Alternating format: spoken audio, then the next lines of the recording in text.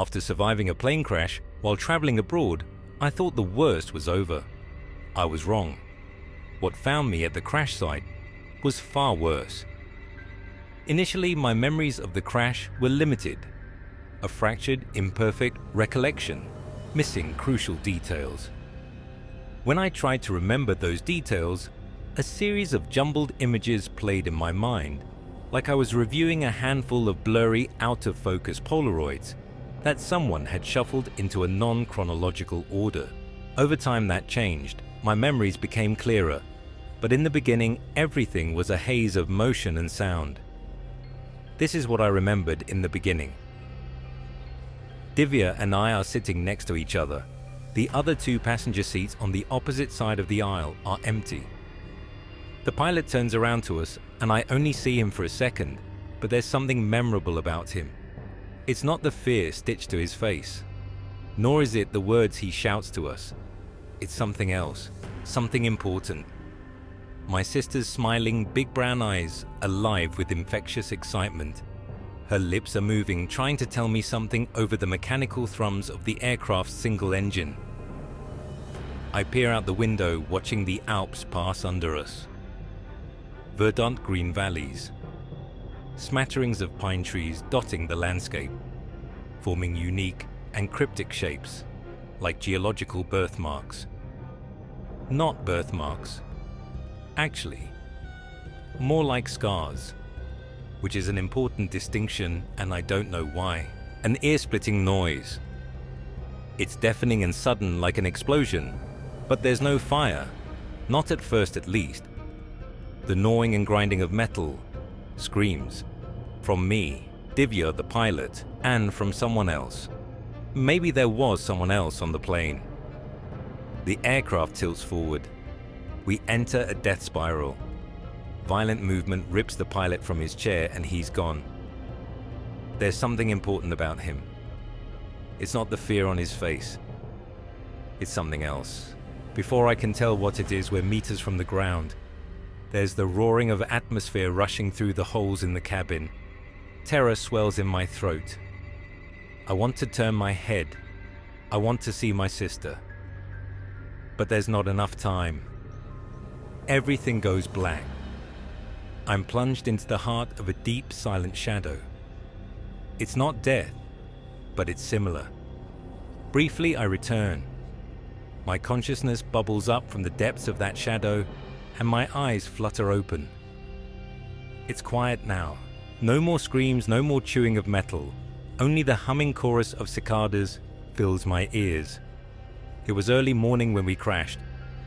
Now its twilight air moves through my lungs, and it smells faintly of smoke and iron. Finally, I do turn my head, and I see Divya. She's not far, but she's broken. Her battered body hangs in a nearby oak tree, like a warning. Dusky red blood stains the bark around Divya. It's sticky and warm on my fingertips when I'm close enough to touch it, leaning against the trunk, reaching to pull her down from the canopy. She's much too high up, but I keep flinging my hands towards the heavens, pleading for a miracle. Again and again, I try to get a hold of Divya, as if I'd be able to anchor her soul to the earth with a tight enough grasp on her body. I blink, and when I open my eyes, I'm alone in a hospital room lying in bed. Now there's no noise at all. Pure vacuous silence for hours and hours as I slip in and out of awareness until a question shatters that silence. What do you remember about what happened to you? Son says, a tall, grizzled man in a dirty white lab coat, grey-blue eyes intensely fixed on my own. That first week in the hospital went by quickly. Dr. Osler and nurse Annalisa were very attentive, practically at my beck and call. My suspicions were at a minimum during that time, so I could actually lay back and rest. When I was finally lucid enough, I explained what I recalled about the crash to Dr. Osler, who listened intently from a wooden chair aside the hospital bed. My sister and I were Boston natives on holiday in the European countryside. We were flying over the Eastern Alps when something went terribly wrong with the plane. I couldn't remember if it was a spontaneous mechanical failure or if the pilot had accidentally collided with something. Either way, we fell to the earth like Icarus. I thought of Divya. A question idled in my vocal cords for a long while. A leech with hooked teeth buried in the flesh of my throat, resisting release. Eventually, I asked. Courage was the spark, apathy was the match. The resulting fire singed that leech off my throat and out my mouth. Either she was alive or she wasn't. Do you know if my sister made it to the hospital?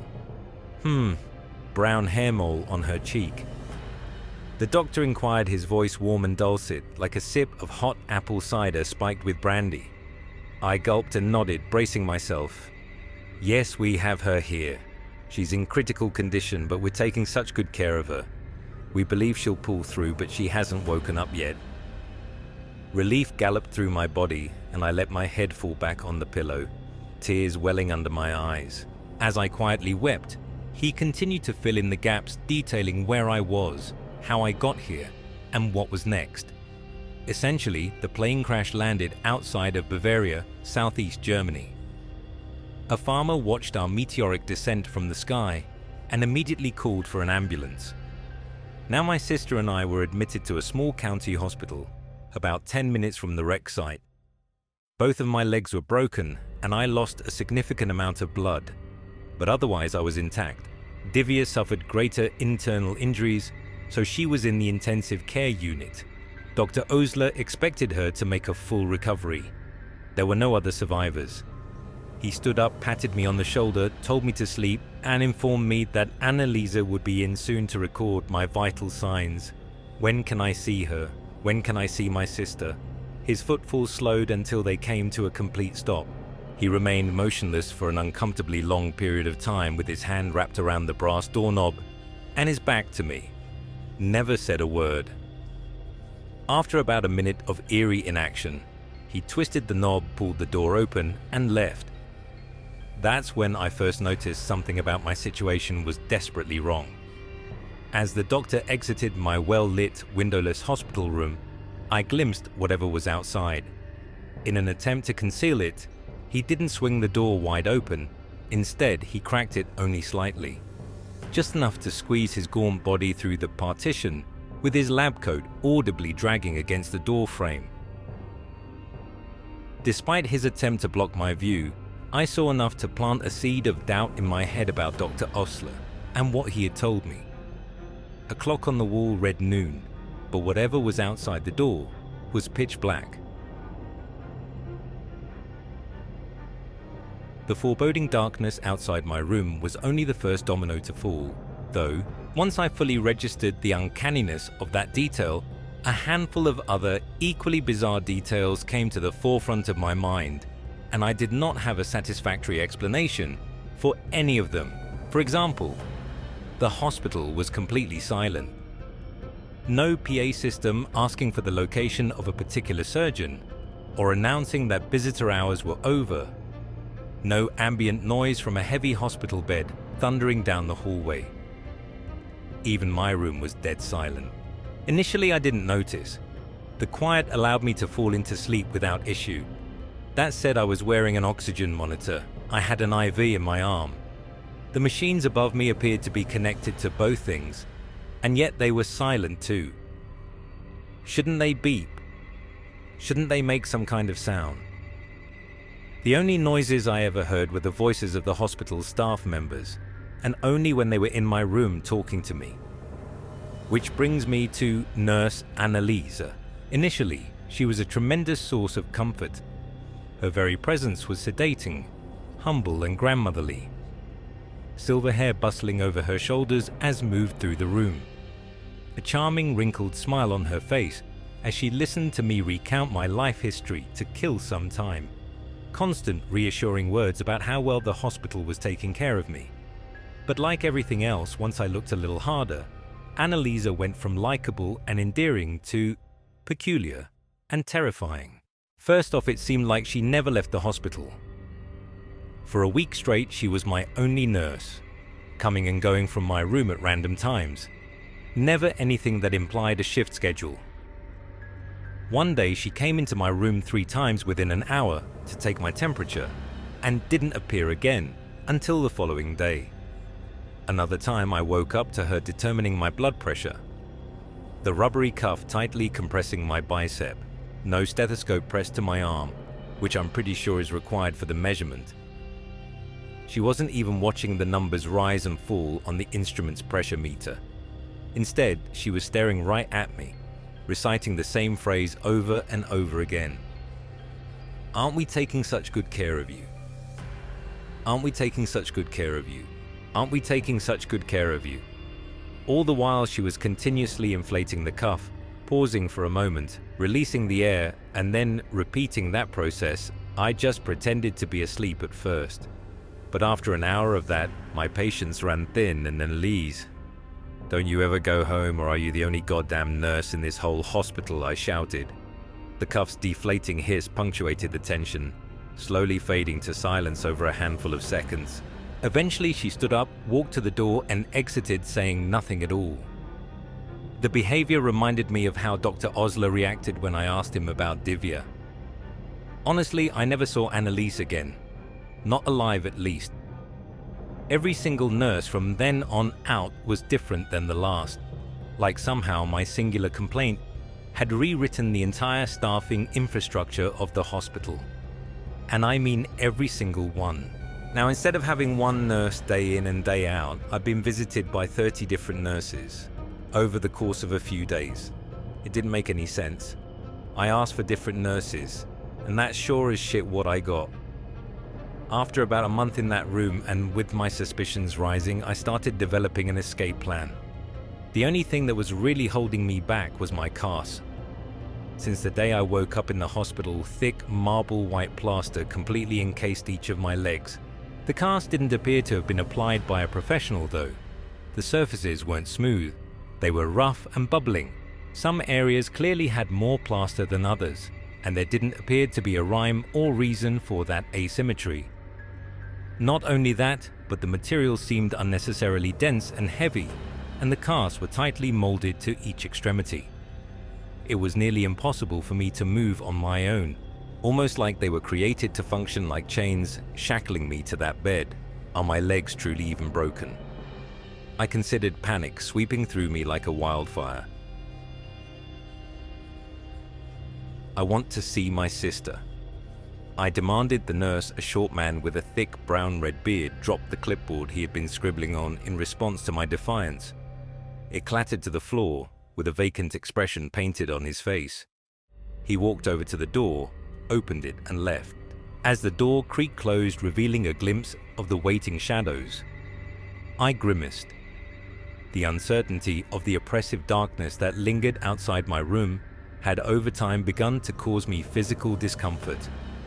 I needed to know what was actually out there, but God, I desperately didn't want to know either. In a way, it represented my predicament. On the surface, I was in a hospital, but that was farce, an illusion for someone's benefit. In reality, some terrible darkness loomed around me, pulsing just below the surface, spilling in every so often through the cracks in the masquerade. After a few minutes, Dr. Osler paced into the room, letting the door sway shut behind him. "Dr. Osler, you've told me Divya is alive. Countless times you've assured me she's recovering here in this hospital, and yet I haven't seen her once. Bring her here. If she's not healthy enough to come here, bring me to her." His grey-blue eyes bored vicious holes through me. He was livid, utterly incensed by my insubordination. "She's not done yet," he muttered. I stared back at him, dumbfounded and brimming with rage. What the fuck does that mean? The doctor looked away from me with a contemplative glint behind his eyes, recalibrating his response. With his head turned to the side, though I felt another emotion simmer inside my skull, an uncomfortable familiarity.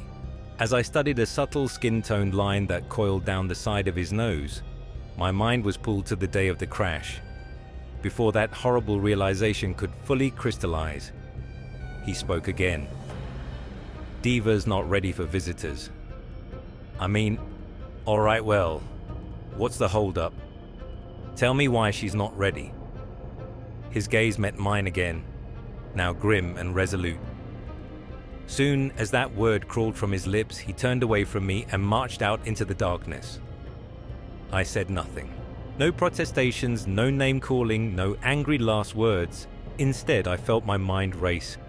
My nervous system buzzed with furious static, trying to comprehend and reconcile the overflow of information bombarding my psyche.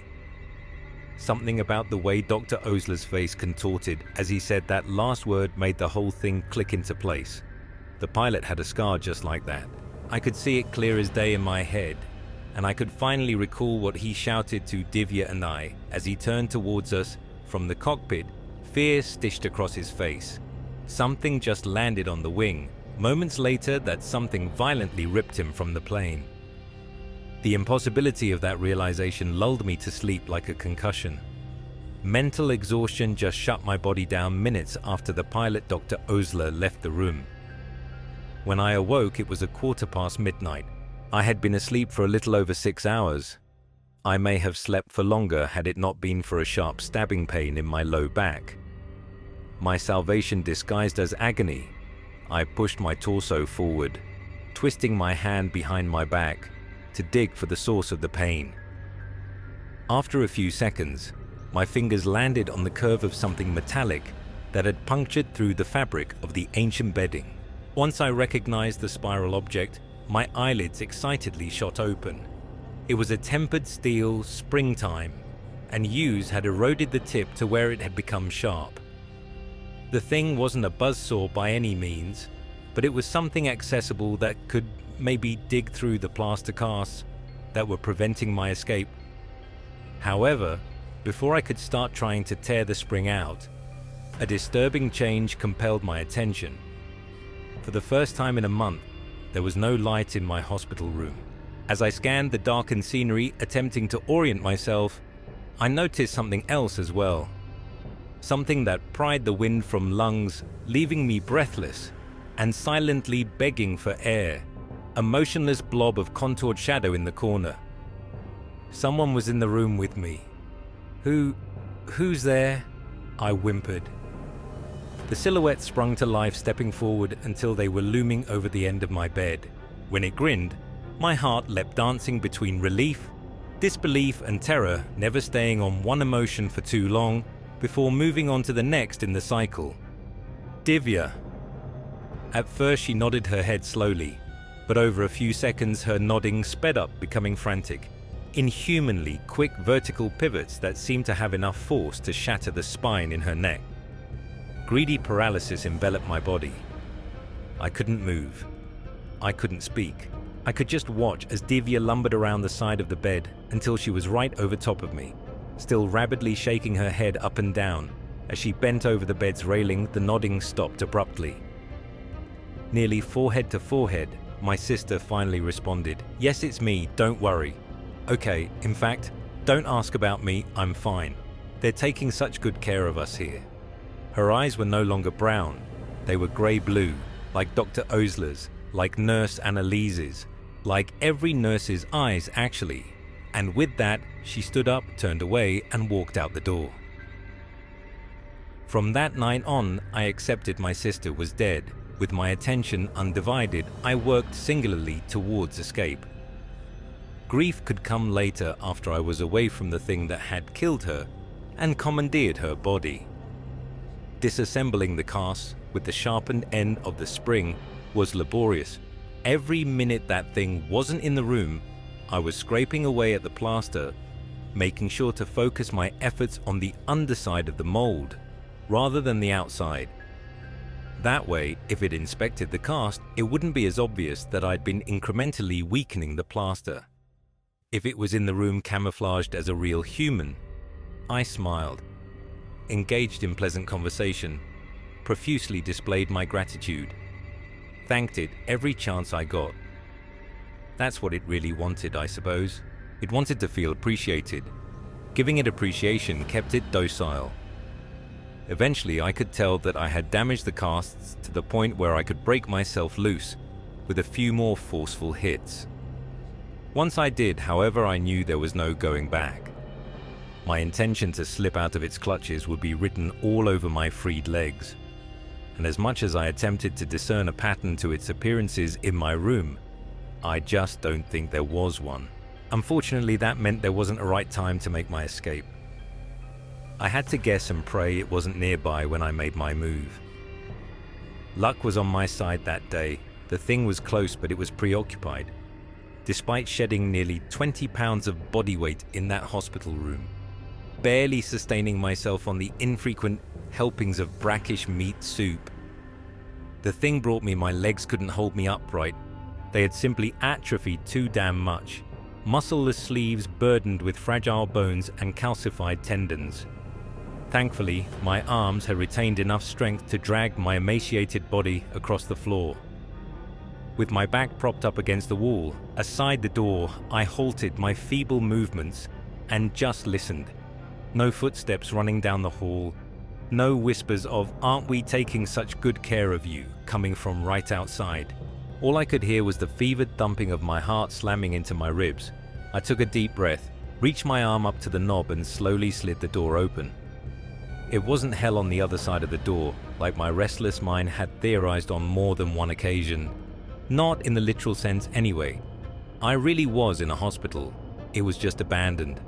Had been for a while, apparently a discarded German newspaper I discovered was dated to September of 1969. The dilapidated medical ward was dimly lit by the natural light that filtered in from various broken windows. Thick dust-shattered glass and skittering insects littered the floor. I crawled around overturned crash carts and toppled transport beds like I was navigating the tunnels and trenches of Okinawa. At the very end of the hallway, I spied a patch of weeds, illuminated by rays of bright white light. There, it was my escape. An open doorway. A portal to the world outside this place. Flickers of hope were quickly overshadowed by smoldering fear. As I got closer and closer to the exit, an unidentifiable smell was becoming more and more pungent, a mix of rotting fish bleach and tanning leather.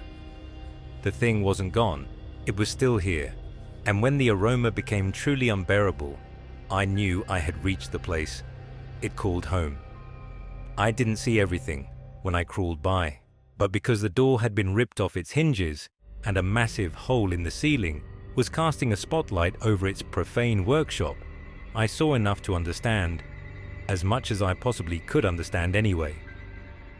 The chamber that the stench was originating from was vast and cavernous. Maybe it served as a lecture hall or a cafeteria at some point in time. Now, though, it had a different purpose. It was where the thing kept its costumes. That abomination had pretended to be every person I'd interacted with while in that hospital. Dr. Osler, Annalise, all the other nurses, and most recently, Divya, a horrific stage play where it gladly filled all the roles. That entire month, I thought I had talked to dozens of people. In reality, it had been this goddamn mimic every single time. Camouflaged by a rotating series of gruesome disguises. Hundreds of eyeless bodies hung around that room like scarecrows, arms held outstretched by the horizontal wooden poles that were tied across their backs. Thick, pulsing grey-blue tethers suspended the bodies in the air at many different elevations from somewhere high above. Despite the ungodly odor, most of them seemed to be in relatively good condition, with limited visible signs of decay. The assortment of fleshy mannequins swayed lifelessly in the breeze that spilled in through the minivan-sized hole in the ceiling, glistening with some sort of varnish as they dipped in and out of beams of sunlight. Then I saw it. A grey-blue mass of muscular pulp, roughly in the shape of a human being, cradling Annalise's eyeless corpse in its malformed arms at the center of the room. Thousands of flies' wings jutted from every inch of its flesh. Some were tiny, but others were revoltingly magnified. The largest I could see was about the size of a mailbox. Even though the thing appeared motionless, the wings jerked and twitched constantly, blurring its frame within a cloud of chaotic movement. As far as I could tell, it had its back turned to me and hadn't detected my interloping. Watching in stunned horror, the thing raised one of its hands and I noticed it was holding something small and wooden. Every few seconds it brought it down and delicately caressed the nurse's head, with the object dragging weathered bristles over her scalp. It was brushing Annalise's hair. Then it spoke, and I felt uncontrollable. Terror swam through my veins, causing my entire body to tremor like one of the abomination's wings. It sounded like 20 or 30 separate voices cooing in unison. Men, women, and even children saying the words together. A choir of the damned. "Aren't we taking such good care of you? Aren't we taking such good care of you?" I couldn't restrain my panic. Right before a blood-curdling wail involuntarily surged from my lips, I was saved by the thrumming of helicopter blades in the distance. The thing stopped speaking and tilted its head to the noise. At an unnaturally breakneck speed, it shot into the air and through the hole in the roof, carried into the sky by a legion of convulsing flies' wings. Then I was alone, howling into an airborne graveyard with the myriad of preserved corpses acting as the only audience to my agony. They observed me crumble from their eyeless sockets, their stolen bodies still silently swaying in the wind. I didn't see Divya's body. Ultimately, though, I think that was for the best. After I crawled out of the hospital, it took me nearly a day to stumble across another living person, a man and his hunting dog. They delivered me to a real hospital, where I spent the next half year recuperating from the ordeal.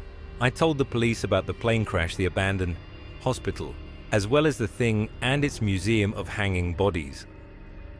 They didn't dismiss my claims, nor did they call me crazy, but it was clear that they didn't plan on investigating it either.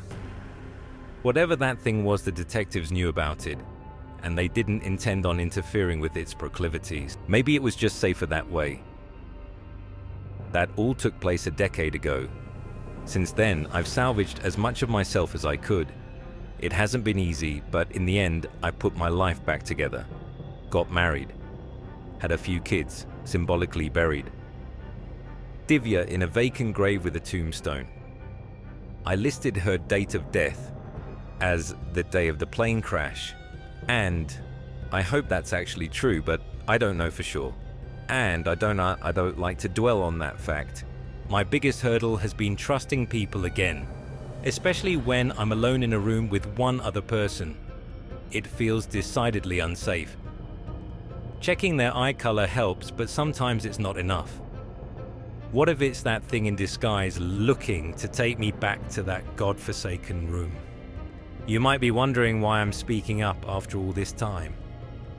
Well, I finally decided to post this because of what happened this afternoon. My wife returned home early from work. She's been acting odd, sitting on the couch by herself, listening but not speaking. Her eyes have always been dark blue. Today, though they look a little different, I'm locked in our bedroom and I can hear her saying something downstairs, but I can't discern the words. Once I post this, I'm going to open the door and find out. And I hope to God it's not what I think it is. We're going to take such good care of you.